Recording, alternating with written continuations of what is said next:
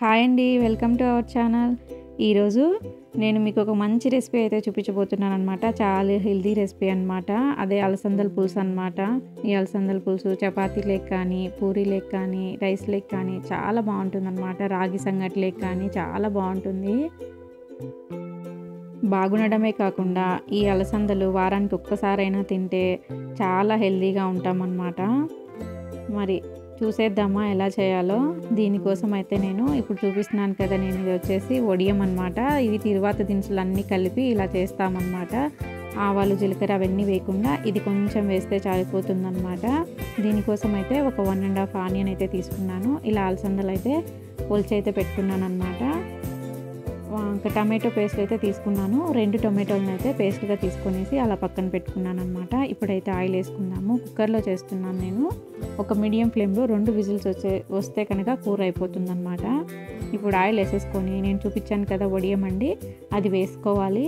దాంట్లో అయితే శనగపప్పు ఉంటుంది, తెల్లవాయిలు ఉంటాయి, ఆనియన్ ఉంటుంది, అన్నీ ఉంటాయి అన్నమాట. అందులోనే ధనియాలు ఉంటాయి, ఆవాలు, జీలకర్ర అన్నీ కలిపి అలా చేస్తారనమాట లడ్డులాగా. అది సంవత్సరం వరకు నిల్వ ఉంటుంది. ఓన్లీ సమ్మర్లో మాత్రమే చేసుకోవాలన్నమాట ఈ లడ్డు అనేది.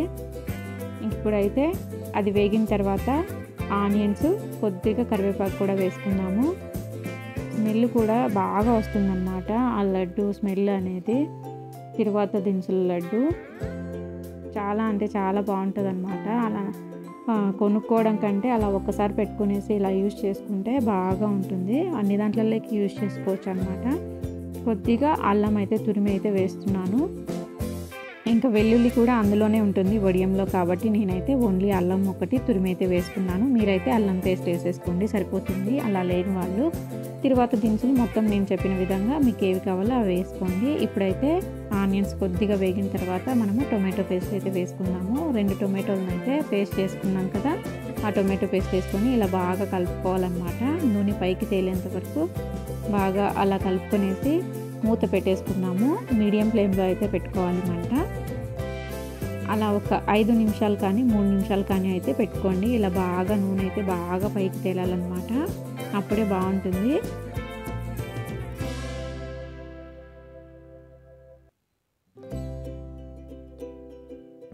మధ్య మధ్యలో అయితే మూత తీసి కలుపుకుంటూ ఉండాలి. ఇప్పుడైతే సాల్ట్ వేసుకుందాము. ఇప్పుడు మసాలాలన్నీ వేసేసుకుందాము. ఇప్పుడే కారం వేసుకుంటున్నాను అనమాట. 1 స్పూను, మీకు కారానికి తగ్గట్టుగా అయితే వేసుకోండి. 1.5 స్పూన్ అయితే ధనియాల పొడి అయితే వేస్తున్నాను అనమాట.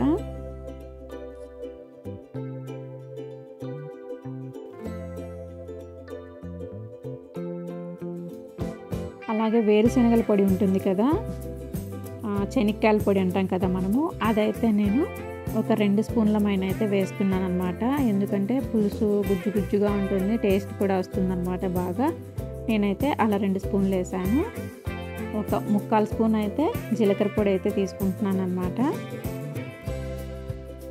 కొబ్బరి పొడి కూడా వేసుకుందాము. ఒక 1.5 స్పూన్ అయితే వేసుకోవాలి.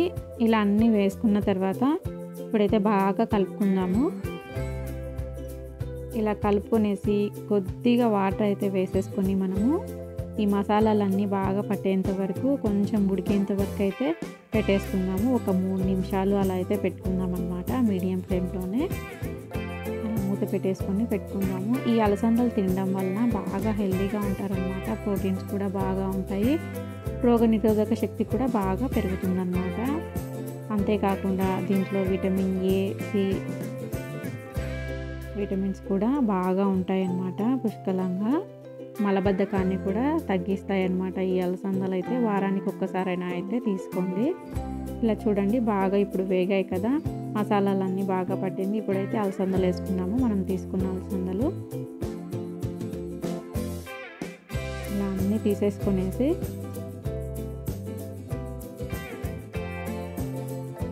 బాగా కలిపేసుకుందాము.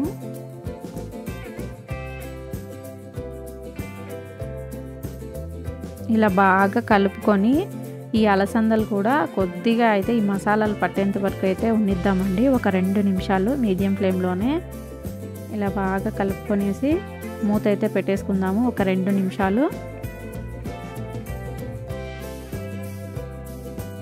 2 నిమిషాల తర్వాత అయితే ఇలా వచ్చాయి కదా, ఇప్పుడైతే మనము నీళ్ళు వేసేసుకుందాము.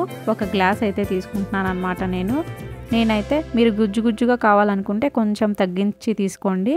నేనైతే కొంచెం రాగి సంగట్లేకి కావాలనేసి పులుసు ఉంటేనే బాగుంటుంది కదా, అందుకనేసి నేను అలా తీసుకున్నాను అనమాట. మీకు కారం సరిపోకపోతే ఉప్పు సరిపోకపోతే ఇప్పుడే వేసుకోండి. అలా అన్నీ వేసేసుకునే తర్వాత ఇలా మూత పెట్టి మీడియం ఫ్లేమ్లో 2 విజిల్స్ అయితే రానివ్వండి. బాగా ఉడికిపోయి ఉంటాయి అన్నమాట. అలసందలు అయితే చూపిస్తున్నాను చూడండి. నాకు పులుసు కావాలి కాబట్టి అలా పెట్టుకున్నాను. మీరైతే గుజ్జుగా కావాలనుకుంటే సిమ్లో పెట్టేసి ఒక 3-4 నిమిషాలు అయితే పెట్టండి. అలా పులుసు కొంచెం పోతుందన్నమాట. చూడండి బాగా ఉడికాయి. 2 విజిల్స్కే 2 కంటే ఎక్కువ పెట్టద్దు, మరి మెత్తగా అయిపోతాయి అన్నమాట. ఇప్పుడైతే కొత్తిమీర వేసుకుందాము కొద్దిగా. ఇలా అయితే రెడీ అయిపోయిందనమాట. దేనిలోకైనా చాలా బాగుంటుందన్నమాట ఈ కూర. మీరు కూడా అయితే తప్పకుండా ట్రై చేయండి. మరిన్ని వీడియోస్ కోసము నచ్చితే లైక్ చేసి, ఈ వీడియో నచ్చినట్లయితే లైక్ చేసి సబ్స్క్రైబ్ అయితే చేసుకోండి. సపోర్ట్ అయితే చేయండి. మీ సపోర్ట్ అయితే ఖచ్చితంగా కావాలండి. చూడండి చూపిస్తున్నాను, చాలా బాగా వచ్చిందనమాట అలసందల పులుసు. Thanks for watching.